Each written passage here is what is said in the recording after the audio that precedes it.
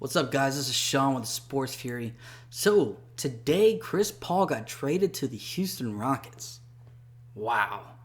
I know we all already assumed that he was probably going to go there in free agency once free agency kicked off this weekend, but he got traded. You know, he already announced about a week ago that he was going to opt out of his final year, and we all figured that he was gone and possibly might resign with the Clippers, but it was not going to happen, right? He wanted to go to contender to try to win a championship. Now, this trade actually makes a lot of sense. I know a lot of people might be questioning, why did Houston trade for a player that was probably going to come to them in free agency? And I will tell you why in just a second, okay? But let's jump into the details of the trade real quick. So, obviously, Rockets got Chris Paul. Nothing to go into their details about there. But you have the Clippers. They're getting Patrick Beverley, a great defender at point guard, fan favorite, very energetic, they're fired up. People hate playing against him everywhere. Nobody likes playing against him. Only people that like him are his teammates. He's on their team. So I think that's a great pick. They also got Sam Decker and Lou Williams, along with a 2018 first-round pick. Now, it is top 3 protected. So if it's within the top 3 picks, obviously, the Rockets keep it. Now, I don't think anybody expects them to be a bottom feeder. They are probably going to be one of the top teams in the West now, which they already were last year. Now, let me go into details on why this makes sense for both sides. First, the Clippers. He was going to be gone anyways. So them getting anything, and I mean anything, for Chris Paul is a fucking miracle, right? And Jerry West just got to the Clippers, already making moves. He's taking over that team, trying to build it up. He's trying to get assets and trying to build that team. So I love what they did. They knew he was going to be gone anyways. Now, if you're the Rockets, why would they trade for a guy when they can keep all their assets and sign him in free agency? Right? That's the big question. But let me tell you why. Okay? So, Chris Paul, I think, is due about $11 million on his final year of his contract. All right? If he opted out, he could probably make almost $200 million. I think that's the max he can make from the Clippers. So obviously, it would be a little less with another team. Now, think about his salary at that point. How much that would cost the Rockets to sign him. They would have to create cap space anyways. So what this does, obviously, Chris Paul had to agree to this because he had to tell Houston, hey, I'm going to opt into my final year if y'all trade for me. So pretty much it happened by both sides, all 3 sides, Clippers, Rockets, and Chris Paul agreeing. Now, it makes sense for the Rockets to do this because they cleared up cap space by trading away players. They're getting one of the greatest point guards with the greatest vision in the game on their team. Okay? And then also it allows them to still go after some free agents in the free agency. Think about that. If you would have signed him in free agency, Chris Paul, it would have cost you a lot more than $11 million a year. Getting him at this discounted rate is phenomenal. Now they could still go after like a Paul George or Carmelo Anthony, which obviously Carmelo is more of a long shot because everybody thinks he's probably going to go to Cleveland, right?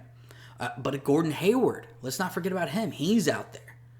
So this adds a lot more flexibility for them in free agency, which Chris Paul understands and wants, because Chris Paul wants to win a championship. For one of the greatest point guards to never make it to even a conference finals is outrageous. So all that's on Chris Paul's mind is to get to the championship game and then get to the finals. Now, now if you're thinking, why would Chris Paul take less money? Okay, you can understand, wanting to win, but there's another reason to it. Because him opting into this 1 year left on his contract gives him very low risk for this move. And what I mean by that is another question that might come up. Will James Harden and Chris Paul get along? That's a huge topic that everybody needs to think about. Because first off, Chris Paul is a no give a fuck attitude. He does not give a shit who you are or what you've done in the past. It's what you're doing on the court at that moment. You better be on your game, stepping up, and doing what you need to do. He's a take charge kind of guy. There's been so many reports that Blake Griffin and DeAndre Jordan did not get along with Chris Paul. That's why DeAndre Jordan almost left them a couple years ago in free agency, because him and Chris Paul just didn't get along. So, there was that big rift. And apparently Chris Paul didn't even get along with a lot of his coaches because of how he is. He wants to win. He's very passionate about that. So James Harden, though, you always see him like more laid back, more internal in a sense when he's on the court. And his defense is not there. So how's Chris Paul going to coach him up, right? And how is James Harden going to react to that? Because this is James Harden's team, right? But Chris Paul don't care. He's going to get on your ass no matter what.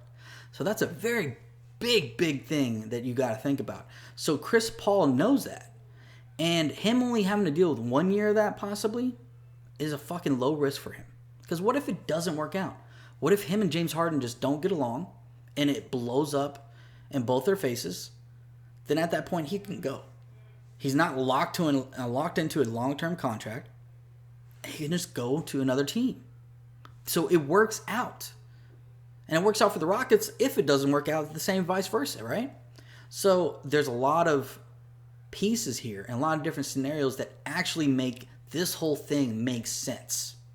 It makes sense for Chris Paul, the Rockets, and the Clippers. I love it. I hate the Rockets, but I love the trade. I love what they're doing over there in Houston, bringing in a fucking beast point guard. And if you put it into perspective real quick for you. So Mike D'Antoni, the head coach of the Houston Rockets, loves the pick and roll. Now, he's got 2 of the top 3 players in a pick and roll scenario. James Harden was number 1 last year, based off all his stats, was number 1 in the pick and roll. Number 1. Number 3 was Chris Paul. Imagine them. And I talked to Josh on the phone earlier. Josh is a lot more in tune with basketball history, and he brought up a very good point. He brought up the Phoenix Suns when Mike D'Antoni had Steve Nash and Amari Stoudemire. Remember, nobody could stop them. They were putting up over 100 points every week or every game. And it was like pick your poison. And now the Rockets, they're the same way. But yet both these guys have the passing ability like superstars. So it's going to set them apart. And this team is probably going to be number 2 in the West. They can probably compete with Golden State if they get another superstar. Maybe knock them out. I'm just throwing out the scenarios out there. We don't know. We're going to have to see what happens in free agency.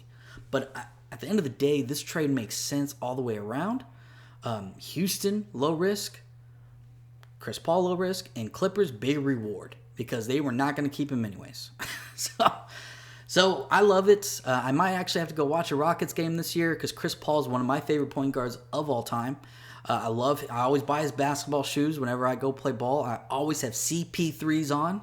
So it's going to be good to see him right down the road. I can go to a lot of his games now. So, let us know what you think, though. Do you agree with this trade? Do you think it was a good idea for the Rockets to give up what they did for him? Or do you think it was dumb that they could have got him in free agency? Let us know in the comments down below, and make sure if you haven't done so already to comment, subscribe, and share this video. And also go follow us on Twitter at The Sports Fury. All right, guys. Later.